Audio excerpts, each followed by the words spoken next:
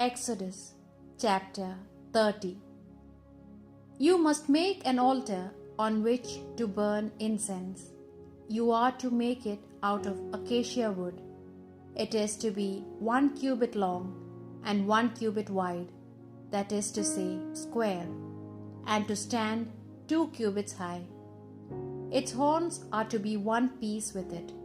The top of the altar, its surrounding sides, and its horns are to be covered with pure gold and decorated with a gold edging all around. You are to put 2 gold rings on it below the edging on its 2 opposite sides. These are to hold the poles used for carrying it. These poles you must make of acacia wood and cover with gold. You are to set up the altar before the veil that protects the ark of the testimony in front of the mercy seat, from where I shall meet you. On this altar, Aaron must burn fragrant incense each morning when he trims the lamps, and in the evening twilight, when Aaron puts up the lamps again, he must burn it once more. You must make these offerings of incense before the Lord unfailingly from generation to generation. You must not offer unholy incense on this altar, or whole burnt offering, or grain offering, or pour out any wine offering on it. Once a year, Aaron is to perform the libation atonement on the horns of this altar.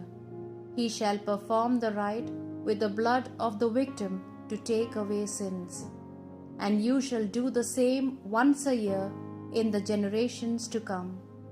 This ceremony will be extremely holy in the eyes of the Lord. The Lord spoke to Moses and said, When you take a census and make a register of the people of Israel, each is to pay to the Lord a ransom for his life, so that no disaster comes on them when the census is being made. Everyone subject to the census must pay the required amount of money, half a shekel, weighed according to the official temple standard, and this shall be set aside for the Lord. Everyone subject to the census, that is to say, of 20 years and over, must pay the sum set aside for the Lord. The rich man is not to give more, nor the poor man less than half a shekel in their contribution to the Lord, to pay the forfeit for their lives. You will use this ransom money given to you by the people of Israel for the upkeep of the tent of meeting. It will remind the Lord of the people of Israel, and will be the ransom for your lives. The Lord spoke to Moses and said, You must make a bronze basin with a bronze stand for washing. You must place it between the tent of meeting and the altar, and put water in it. In this water, Aaron and his sons must wash their hands and feet.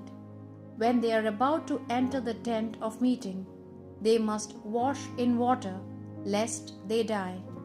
And when they have to approach the altar for their service, to burn the offering burned in honor of the Lord, they must wash their hands and feet, lest they die. This is an irrevocable statute for them, for Aaron and for his descendants from generation to generation. The Lord spoke to Moses and said, Take the choicest spices, 12 pounds of liquid myrrh, 6 pounds of sweet-smelling cinnamon, 6 pounds of scented cane, and 12 pounds of cassia, all weighed according to the official temple standard, and 1 gallon of olive oil. These you are to make into a holy oil for anointing, such a blend as the perfumer might make. It is a holy chrism. With it you are to anoint the tent of meeting, and the ark of the testimony, the table and all its furnishings, the lampstand and all its accessories, the altar of incense, the altar of whole burnt offering with all its furnishings, and the basin with its stand. In this way, you shall consecrate them, and they will remain extremely holy, and whatever touches them will become holy. You must anoint Aaron and his sons and consecrate them, so that they may be priests in my service. Then you are to say to the people of Israel, "This oil for anointing is to be considered holy from generation to generation. It is not to be poured on the bodies of common men, nor are you to make any other oil of the same mixture. It is a holy thing, and you must consider it holy.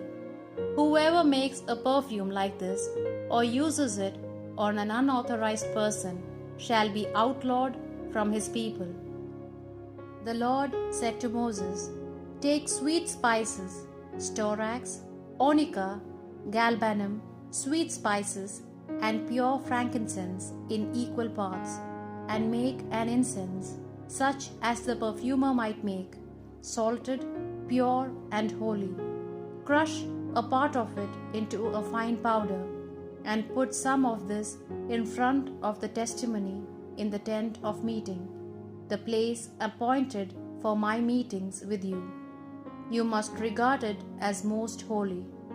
You are not to make any incense with this recipe for your own use. You must hold it to be a holy thing, reserved for the Lord.